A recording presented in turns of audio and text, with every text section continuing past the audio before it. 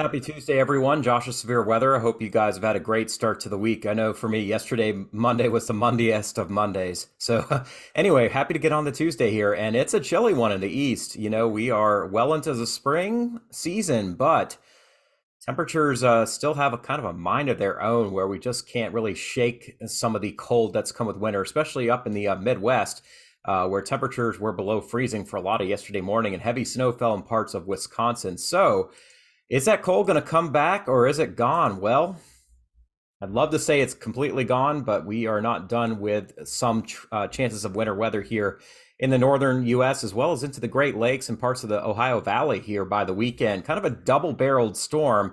The first one moving into the northwest now is going to track over the northern part of the country. It's going to send a lot of warm air up across the plains, and we are likely to look at a multi-day event of severe weather. Not a massive, powerful tornado outbreak. Tornadoes certainly are possible, but not going to be the primary mode of severe weather.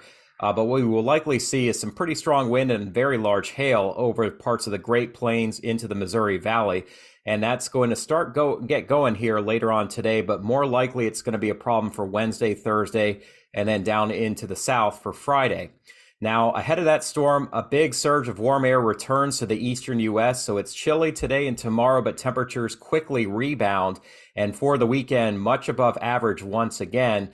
After this first storm moves through, we've got a second low-pressure system, which is going to ride the wake of the first one, and with the colder air coming down from Canada, we will likely see a possibility of wet snow falling all the way down into the mountains of Tennessee. Now, it's probably not a big deal down there, but nonetheless, talking about mountain snow showers after temperatures in the 80s, in places like Kingsport and even just north of Knoxville is definitely going to be a shocker for us here over the weekend. And I'll explore the possibility for some accumulation farther north, including the state of Indiana and even Ohio, and especially Michigan and eastern Wisconsin as we get into the deeper part of the weekend. So once again, we've got a big storm system. This one going to bring a second piece behind it, and that's going to bring us some major change in the temperature pattern. The good news is for much of the eastern U.S., the rest of this week looks great. Around the Great Lakes, it's still going to be chilly and unsettled here through tomorrow morning. But then after that, temperatures start to rebound in a very big way. Here's what we're looking at this morning, temperature-wise. Two big areas of chill, one across central and eastern Canada, and that is affecting the eastern U.S. We have 40s all the way down to the Gulf Coast, 47 this morning in Mobile, 49 in Slidell, Louisiana, and lower to mid 40s here in North Carolina. So a chilly morning for us. Even on the East Coast, definitely colder in places like New York, we're in the low 50s.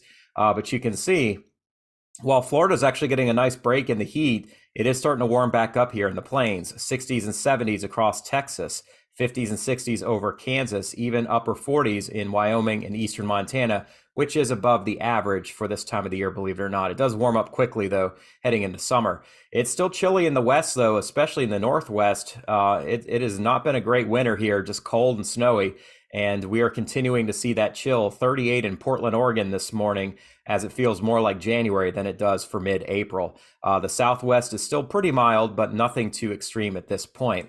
And here's our temperature change in the last day, and you can see how much colder it is over the eastern U.S. Temperatures have dropped almost 20 degrees from northern Florida up into Vermont and southern Quebec and eastern Ontario.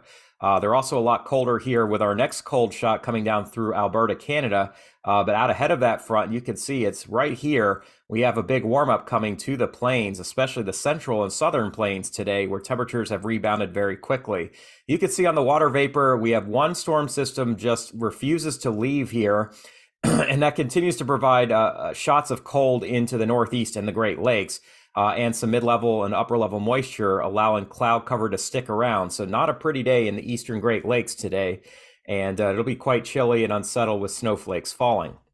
The southeast seeing a big push of dry air, so we're going to warm up nicely today with plenty of sunshine. We do have some moisture coming out of the Pacific into Texas and Oklahoma, so we'll see some cloud cover here riding up and over this ridge. But here's our next big storm over the west, a massive trough digging through California and up through the northern Rockies. This is going to allow another shot of cold to come in here, and it's going to move eastward with time through the end of the week into the plains and then heading east into the Great Lakes and the southeast later this upcoming weekend.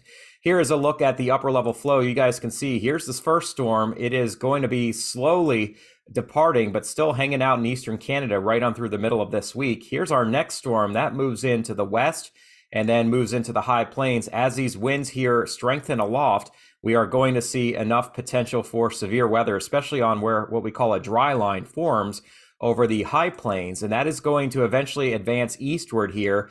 And this big trough cuts across the center of the country. Very fast winds aloft. Not a huge setup for tornadoes like we saw back at the end of March, even though the winds are very fast aloft.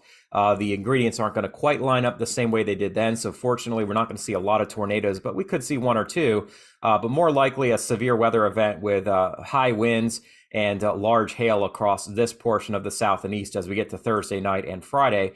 And then as that moves east, we see a second wave forming. What happens is the initial low pressure system moves up through Canada. Another piece lags behind it down into the Tennessee Valley in the deep south over the weekend.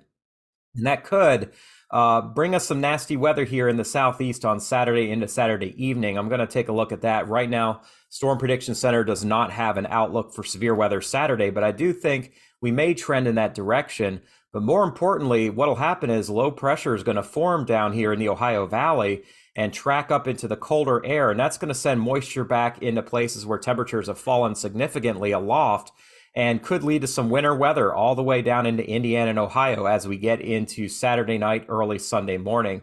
And very cold air across the southern Appalachians will be able to produce and squeeze out a little bit of snow in those higher elevations.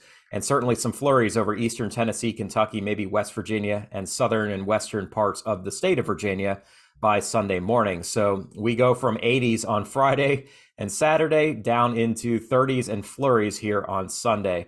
And this weather pattern that we see in the east where winter doesn't want to quite leave, unfortunately, looks like it's going to stick around a lot longer into April. We see the big trough here in the east carrying right through the end of the month, according to the GFS. It'll warm up in between storms. That's the nice part about this. But overall, we're looking at a chilly pattern here, which is kind of funny because in the winter, when we really wanted these troughs and we really wanted to see winter weather, we couldn't really get it except for that big outbreak before Christmas time. Now it's spring and we're ready for warmer weather. And guess what? Winter says, hey, you're going to pay for what you got here back in the springtime. So let's look at the GFS, or in the winter. So let's look at the GFS here, and you can see here's our big storm system, upper low over Quebec. Still some snow showers around today into tonight.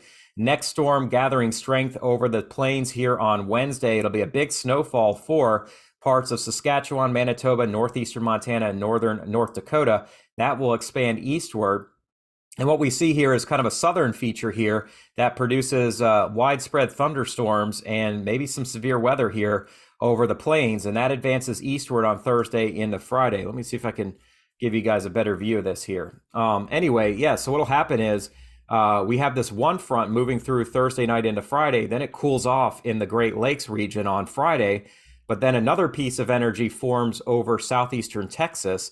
And that's going to keep us pretty wet Friday night down south. Could produce some severe weather as well in Louisiana and Mississippi into Friday evening. And then that low pressure system moves up and brings us a drenching rainfall during the morning on Saturday in places like Nashville and Bowling Green and all the way up to Evansville and over to Cincinnati. A lot of rain expected here. And then what will happen is as this low tracks northward, it's going to attract colder air that will come down quickly behind it. And in the upper levels, we can see a change over to snow. Now, I don't know if it'll be quite this extreme where we have heavy wet snow in places like Fort Wayne or Xenia or even north of Cincinnati like Dayton. But certainly that is on the table, that we deal with storms across Pennsylvania, Virginia, North Carolina, and on the backside, rain changing over to wet snow in places like Michigan and northern Indiana. That continues Saturday night into Sunday morning before that storm system slowly leaves. But once again, behind it, we see enough instability for cloud cover and some snow showers accumulating in the mountains of West Virginia, Western Maryland, and southwestern Pennsylvania right on into Sunday morning. So definitely a volatile weather pattern, one that changes pretty quickly here. So today we have a marginal risk for severe weather, mostly towards this evening on our dry line here. We could see some hailers and some locally strong winds somewhere here in the panhandles heading up into Nebraska and even into eastern Iowa. or I'm sorry, Wyoming, western Iowa. But as we get to tomorrow, that chance for severe weather does start to build in the afternoon across Oklahoma and Kansas, and that expands eastward into Iowa. And the main chance tomorrow for big severe weather is going to be larger hail. As this dry line slowly moves east, we could see hailstones over 2 inches from just north and west of Oklahoma City up through Wichita, over to Lincoln, Nebraska, Omaha, and all the way to just west of Des Moines here during the evening hours. The threat for tornadoes is not zero, but it is kind of low, anywhere from near the Big Bend region of Texas up through west central Oklahoma and as far northward and eastward as Des Moines, Iowa. There is also a chance for some severe wind, but primarily it's going to be a large hail event here with any supercells that get going on the dry line and those advance eastward. We're not done on Wednesday. As we head to Thursday, more severe weather expected farther south and east. There could be some severe weather into central Illinois, west central Indiana, the same places that could see some snow showers. Again, we'll go back and forth here between winter and severe weather season. Welcome to April. But this threat for severe weather is likely going to be climbing across East Texas, maybe even in Dallas, but more likely College Station up to Shreveport, Little Rock, once again into the Ozarks region of Missouri. And that is for Friday or Thursday. As we get to Friday, we still have that threat for severe weather over southeastern Texas, and that could get all the way down to Houston, more likely Lufkin over to Alexandria, Natchez, maybe even into Jackson, Mississippi.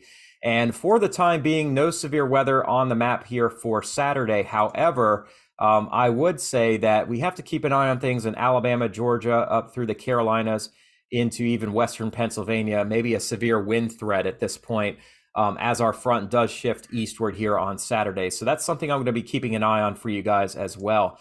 Temperatures are going to be very volatile. We have a cold pattern over the northeast here the next 24 hours, a warm pattern, though, over the Central Plains, and much colder weather over the Rockies of Canada down into the Rockies of the U.S. And you can see we warm up very quickly aloft Thursday into Friday over the eastern U.S., but turn much colder here Friday into the weekend over the plains. So lots of roller coaster dips and rises here over the next few days. And as we get to the weekend here, it's going to be very warm with respect to average across eastern Canada. Record highs aren't as likely as what we saw last week, but they will be possible across parts of northern New England and Quebec. At the same time, we may see some record chill by Sunday morning back across the Missouri Valley. So some big temperature swings coming here. And early next week, Sunday night, Monday morning, it'll be cold once again across the southeast and feeling more like it should for late February than for late April. All right, so let's look at the short term real quick and look at today. And you can see we will have snow showers moving across the Great Lakes region and into eastern Canada. Rain showers, or not really eastern Canada, but Quebec. Rain showers over the Maritimes of Canada, and a few sprinkles as well across Maine. Not a big deal here, but we may see a quick inch of wet snow in the ski country and in the Tug Hill Plateau, as well as off of Lake Huron. Most of this wraps up here late tonight. We have a few leftover snow showers tomorrow morning. But quieter weather expected until we see some warm advection rain showers Wednesday night over New York State. Not going to be a big deal at that point. But farther to the west, we are done with the snow in Wisconsin. A lot of what fell yesterday is going to melt very quickly. Same for Minnesota. In fact, most of Minnesota has already melted off as the sun is going to be back out. But Michigan's going to take a little bit longer to see that snow melt. Probably not until later tonight or later this afternoon into this evening.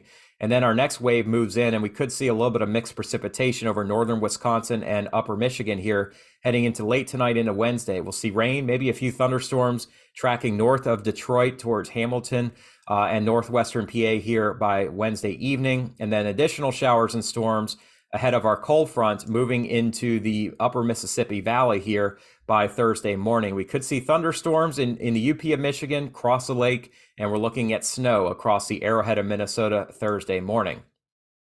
Here's our next storm across the Dakotas and Minnesota. We'll see thunderstorms over South Dakota, Nebraska. Some of these could end up severe here overnight into, again, tomorrow, and additional storms firing up over Iowa. At the same time, we've got significant snow falling near the U.S.-Canadian border, and that will spread eastward and wrap some colder air down into Minnesota. We never really warm up over northern Minnesota. We try to sneak past 40, but it cools right back down as we have cooling from the air on down, and that's going to bring snowfall over the Arrowhead of Minnesota, which not uncommon for late April to see that, but we've seen storm after storm do this. That is a bit unusual. So definitely something I'm watching for you guys. And now the severe weather threat. Not a huge outbreak expected later today, but we could see locally strong wind and some hail over eastern Wyoming, which I haven't really talked much about. Western South Dakota, northwest Nebraska here around 6 o'clock central, and then storms fire over central parts of Kansas, west central Kansas on our dry line. Those will move quickly northeast into Nebraska. They'll kind of fade, but we could see some hail throughout the night tonight over Nebraska, and then things still continue on into Iowa in the morning. We get a bit of a break, and then we see additional storms firing up tomorrow night over central and eastern Kansas, maybe over parts of Oklahoma as well. This model, the NAM doesn't really show it, but I think that's a possibility. But most likely Kansas City, Des Moines, all those areas, Wichita over to the Flint Hills, under the gun here late tomorrow night into early on Thursday morning. And we can see on the European as well, a better chance than the NAM, which is somewhat capped, of seeing those storms farther south and east as we get to Thursday across Missouri and into Arkansas, and then over southeastern Missouri. I'm sorry, this is kind of on the edge of the map, but this is Thursday at 6 o'clock central, and this is when we see potential severe weather over southeast Oklahoma, over much of Arkansas, southeast Missouri, southern Illinois, and then advancing into Texas Thursday night, and additional storms on Friday farther south across southern Arkansas in the afternoon hours. Should stay south of Little Rock on Friday afternoon, but we could see some light rain, but more intense storms over Louisiana and into Mississippi. And yeah, I do have some of that on the map for you guys here. So let's take a look farther into the future here. You can see Kansas City under the gun early in the day on Thursday. St. Louis could see some storms moving in and dying on the doorstep Thursday morning, more likely Thursday afternoon between 4 and 7 o'clock. And then here's our area of storms to watch over East Texas and northern Louisiana Thursday night, moving up into the Arklamis and the Delta region. It'll be a stormy day on Friday over portions of northern and central Mississippi, northwest Alabama. Severe weather will be possible. Flooding rain will also be possible. And then Friday night into Saturday, just a slow mover here with very heavy rain expected over middle Tennessee, northwest Georgia, northeast Alabama, and then spreading up into Kentucky and Ohio. So plan on an indoor day here Saturday morning over eastern Tennessee, right on up in Ohio. Just going to be a pretty nasty day here. The European is a little farther east. It does not bring snow back in on the backside like the GFS, but it does have snow showers over the mountains here by the end of the day Saturday over the mountains of West Virginia, and then some snow flurries mixed in with the rain here late Saturday night into Sunday morning. Anywhere in this region here, the eastern Ohio Valley into the Appalachians, will likely see some snow showers for Sunday morning, with accumulation possible in those higher elevations of East Tennessee and up into West Virginia and even Western PA for Sunday morning. So very interesting setup here. I'll show you the GFS, and you all will be able to see kind of this next wave that comes in behind our main storm system. And you can see it comes right up through the Tennessee Valley into the middle of Indiana, and maybe a change to some heavy wet snow early in the day on Saturday in western Indiana, and then moving up into Michigan and northwest Ohio in the evening hours on Saturday, and then leaving us by Sunday morning in time for church. But yep, snow showers here over the Cumberland Plateau. A flurry in Nashville is certainly not out of the question Sunday morning as temperatures fall into the 30s. So do be prepared for that snow to probably not stick, but certainly to fall. Here's a look at accumulation off the GFS. This is what's going to stick. And most of our accumulation through the end of the week is across northern Minnesota into northern Ontario. We do have minor accumulations today and tonight over the eastern snow belts into the mountains of New England. As we head on into the second part of the weekend, though, we do see the potential from the latest GFS for a quick burst of snow, much like we saw over eastern Minnesota and western Wisconsin on Sunday night. As we get to this Saturday night, Sunday morning, there is some potential for a few inches to fall. And if the GFS is right, a heavier band sets up somewhere here around Grand Rapids, Kalamazoo, up to Traverse City, maybe a 3 to 6 inch snowfall, if that is correct. And that continues up through northern Ontario and the UP of Michigan, where we could see up to about a foot of new snow, or about 25 to 30 centimeters for those of you in Canada.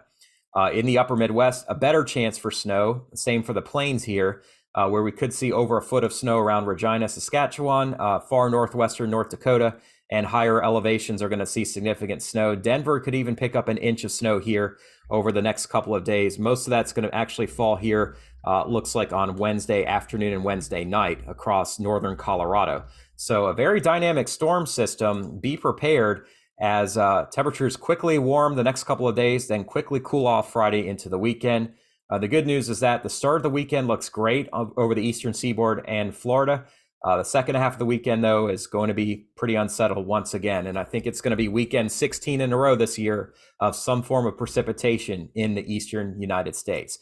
Thank you so much for your time today. I really appreciate your support. If you are a subscriber, if you're not, I encourage you to subscribe to my channel. I am a degree meteorologist. I know my discussions can be a little bit technical, but my goal is to educate you guys on what I'm talking about. And most importantly, it is to do my best to make sure everybody is safe from major weather once we get back into that more active storm track pattern here, whether it be tornadoes or winter storms or hurricanes. My goal is the safety of everybody else.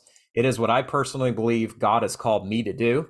And as a Christian person, I am not afraid to share that. I think everybody's got a purpose for what they have in life. God has created you and given you a purpose in life. And if you're not a believer and you're holding on to all this baggage that weighs you down, I just encourage you to maybe in those really down moments to just seek some guidance from somebody who maybe is a believer, or just to maybe look at your other options out there. I know I did that when I was about 30 years old. I'm 40 now, and for 10 years I've been a Christian, and I've been able to see that despite my sins, my shortcomings, the things that have held me way back in life, that there is a future guaranteed to me through eternal salvation through Jesus Christ.